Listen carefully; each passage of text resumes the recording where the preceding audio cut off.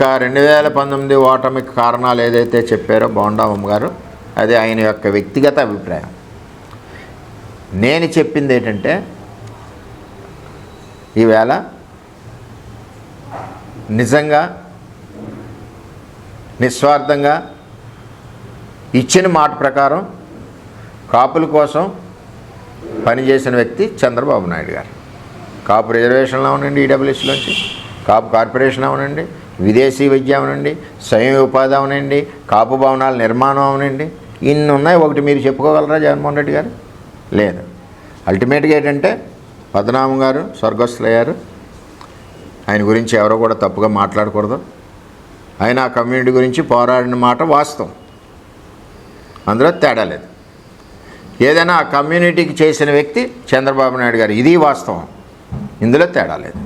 ఈ వాస్తవాలు గ్రహించుకొని party leaders ఎవరైనా సరే, తెలుగుదేశం పార్టీ ఉన్నవాళ్ళం, పార్టీకి ఎఫెక్టెడ్గా విమర్శ అన్నది కరెక్ట్ కాదు. పార్టీ చేసిన పని ఏదైతే ఉందో అది ప్రజల్లోకి తీసుకెళ్ళాలి, నిజాయితీగా తీసుకెళ్ళాలి. చేయకపోతే చేయలేదని చెప్తాం, దానికి కారణాలు చెప్తాం. చంద్రబాబు నాయుడు గారు ఎప్పుడు అబద్ధం ఆడరే, చేయలేకపోతే ఈ కారణాల వల్ల చేయలేదని చెప్తారు.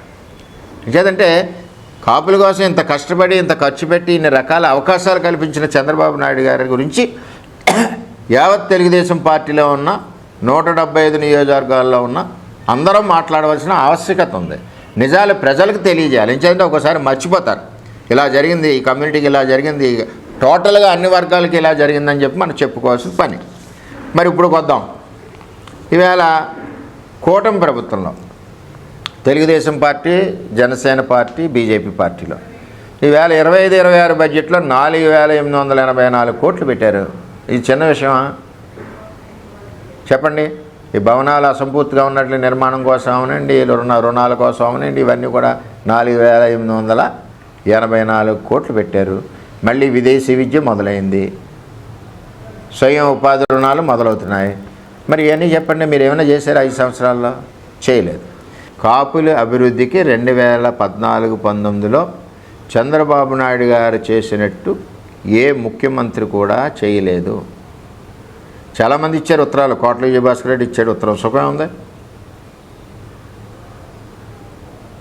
ఈవేళ చంద్రబాబు నాయుడు గారు ఆచరణయోగ్యంగా చెప్పిన విషయానల్లా కూడా వాళ్ళకి ఇచ్చిన హామీ ప్రకారం వెళ్ళారు. చంద్రబాబు నాయుడు గారికి కులాలు ఉండవు. ఏ కులం వెనకబడి ఉందో దాని మీద ప్రేమతో అభివృద్ధి ఆర్థికంగా నిలబెట్టడానికి చూస్తారు. అన్ని కులాలని కూడా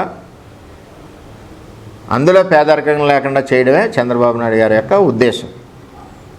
అది ఈరోజు కూటమి ప్రభుత్వం కూడా ఇదే ఆలోచనతో, కూటమిలో ఉన్న అందరు నాయకులు కూడా మరి ఈ రాష్ట్రాన్ని అభివృద్ధి పదంలో ముందుకు తీసుకెళ్తా ఉన్నారు.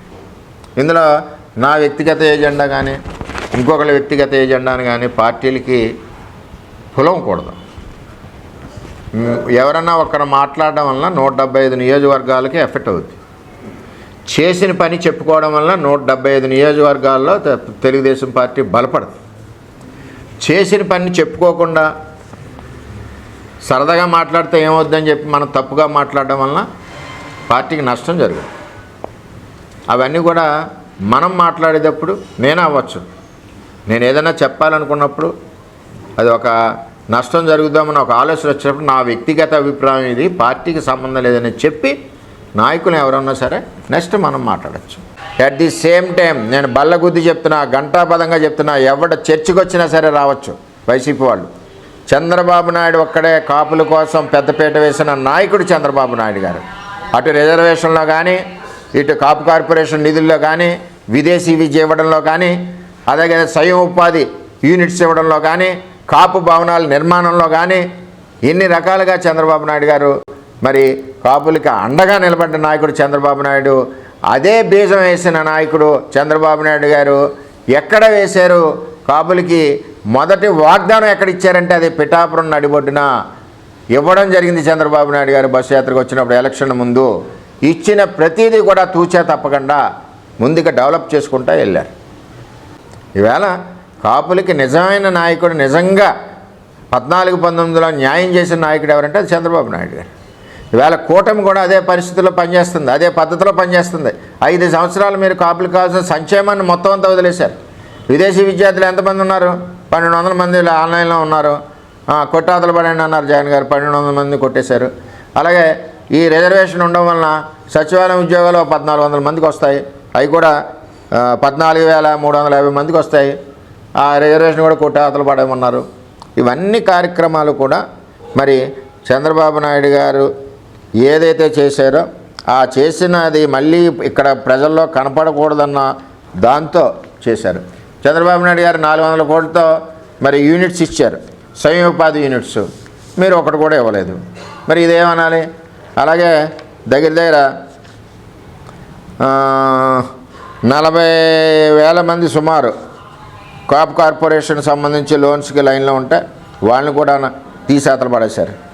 ఏది ఇచ్చినా సరే మీరు ఆఖరికి పెన్షన్ ఇచ్చినా సరే కాపు కార్పొరేషన్లో చూపించి మేము చేస్తున్నామని చెప్పుకున్నారు తప్పితే అన్నిటికంటే ముఖ్యంగా జగ్గంపేట మీటింగ్లో నేనేమీ చేయలేనని కూడా మీరు ఒప్పుకున్నారు. దీన్ని బట్టి 2019 ఓటమికి దీనికి ఏ విధమైన సంబంధం లేదు. దానికి ప్రత్యేక కారణాలు ఉన్నాయి. అమలు కాని హామీలని టెంప్ట్ అయ్యేలాగా ప్రజలకు చెప్పడం, పాదయాత్రలో ఊరికొక హామీ ఇవ్వడం, ఊరికో బడ్జెట్, అలాగే ఒక్కసారి ఛాన్స్ ఇవ్వండి రిక్వెస్ట్ చేసిన విధానం, ఇవన్నీ కూడా ఆయనకి కలిసి వచ్చినాయి. అంతే తప్పితే ప్రత్యేకంగా 2019 ఓటమికి బోండా ఉమ్మగారు చెప్పిన దానికి ఏ విధమైన సంబంధం లేదు. అది వ్యక్తిగత అభిప్రాయం బోండా ఉమ్మగారిదని మేము తెలియజేస్తూ ఉన్నాం.